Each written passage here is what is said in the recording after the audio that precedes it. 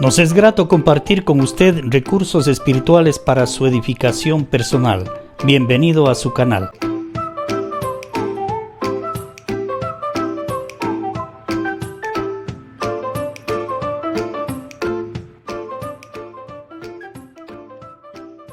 Evangelio según San Juan, capítulo 8, versículos del 31 al 38. Dijo entonces Jesús a los judíos que habían creído en él: si vosotros permaneciereis en mi palabra, seréis verdaderamente mis discípulos, y conoceréis la verdad, y la verdad os hará libres. Les respondieron: linaje de Abraham somos, y jamás hemos sido esclavos de nadie. ¿Cómo dices tú, seréis libres? Jesús les respondió: de cierto os digo, que todo aquel que hace pecado, esclavo es del pecado, y el esclavo no queda en la casa para siempre, el Hijo sí queda para siempre. Así que si el Hijo os libertare, seréis verdaderamente libres. Sé que sois descendientes de Abraham, pero procuráis matarme, porque mi palabra no haya cabida en vosotros. Yo hablo lo que he visto acerca del Padre, y vosotros hacéis lo que habéis oído acerca de vuestro Padre.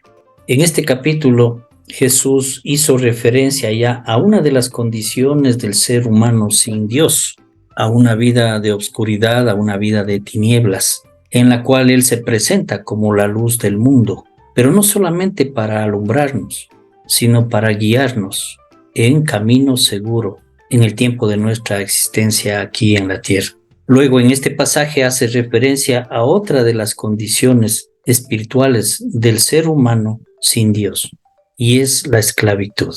No se trata de la esclavitud física, de tener un amo físico, se trata de algo peor. La esclavitud espiritual, porque el pecado se transforma en un amo cruel que frustra la vida de los seres humanos, que trae tristeza, trae dolor, trae desesperanza, que divide a las personas, que divide a las familias y que por supuesto busca mantenernos separados de nuestro Padre Celestial también. Y a esto hace referencia a Jesús. Él está con una multitud en la que la mayoría creyó en él, como dice en el versículo 30. Hablando él estas cosas, muchos creyeron en él. Dijo entonces Jesús a los judíos que habían creído en él: si vosotros permaneciereis en mi palabra, seréis verdaderamente mis discípulos, y conoceréis la verdad, y la verdad os hará libres. Aquí está el remedio para la esclavitud del pecado. Por supuesto, creer en él, que sería el primer paso. Pero luego pone un condicionante, y es permanecer en su palabra. Y permanecer implica constancia, perseverancia, persistencia. Y este es de los ingredientes más importantes después de la fe. Además, es la muestra para ser un verdadero discípulo del Señor. El permanecer en la palabra nos lleva a conocer la verdad. Y este conocimiento de la verdad y la obediencia a la verdad, como se manifiesta más adelante en las Escrituras, nos permite ser liberados de la esclavitud del pecado. Pero así como yo, tal vez usted se pregunta: pero yo no soy esclavo de nada o de nadie.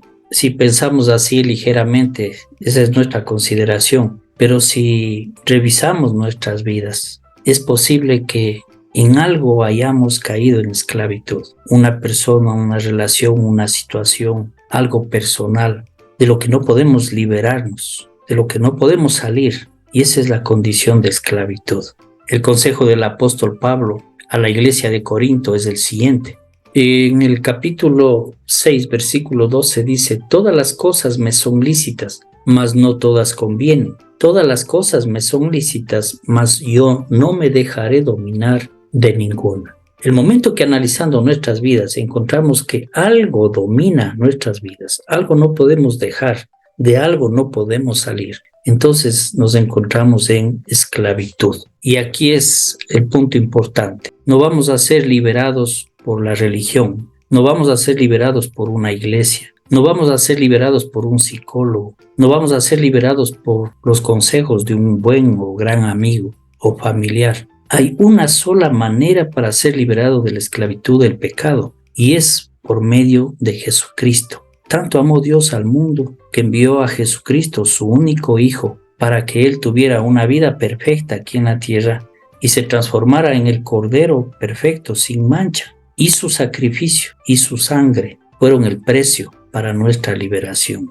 De tal forma que debemos vivir nosotros dando honor a esa gran bendición que fue el sacrificio de nuestro Señor Jesucristo. Además, la obra de Jesús por medio de su sangre, la obra del Espíritu Santo en nuestras vidas, son la muestra fehaciente de que somos sus discípulos. El apóstol Juan lo dice en otras partes de su evangelio. En Juan capítulo 13, verso 35, dice: en esto conocerán todos que sois mis discípulos, si tuviereis amor los unos con los otros. No es obra de un deseo solamente de la persona, tener amor y demostrar amor y compartir amor con los demás.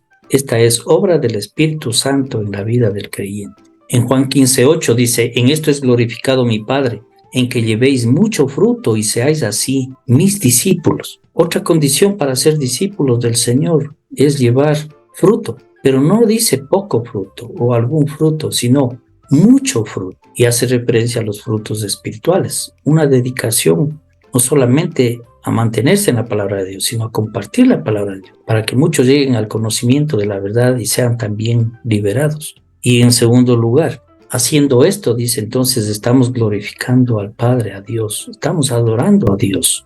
Solamente de un corazón agradecido del sacrificio de Jesucristo nos puede conducir a una verdadera adoración al Padre. En el versículo 36 Jesús dice: así que si el Hijo os libertare, seréis verdaderamente libres. Si permanecemos en la palabra de Dios, seremos verdaderamente sus discípulos. Si dejamos que el Hijo, o sea Jesús, nos libere, seremos verdaderamente libres. Jesús les dice: sé que sois descendientes de Abraham, pero procuráis matarme. Aquí hay una incongruencia. Estos judíos que estaban con Jesús eran descendientes de Abraham, cumplían la ley, trataban de hacer las cosas de Dios y agradar a Dios, pero en la práctica están buscando matarle a Jesús. Y esta no es incongruencia de los judíos, es la incongruencia del ser humano, que por un lado buscamos creer en un Dios, buscamos acercarnos a un Dios. Por otro lado, no evitamos el mal que hacemos a los demás o no procuramos hacer el bien a los que necesitan. Y esta es una incongruencia que Jesús nos trae a la luz en este pasaje. Pero nos dice el por qué sucede esto. En la segunda parte del verso 37 dice: porque mi palabra no haya cabida en vosotros. Mire el gran peligro. Si nosotros no le damos cabida a la palabra de Dios en nuestro ser, estamos en este peligro de ser incongruentes, de decir que amamos a Dios o que creemos en Dios, pero hacemos mal al prójimo o buscamos hacer el mal al prójimo. Esta incongruencia es peligrosa porque de esta manera no alcanzaremos a ser verdaderamente libres. Continuaremos siendo esclavos del pecado.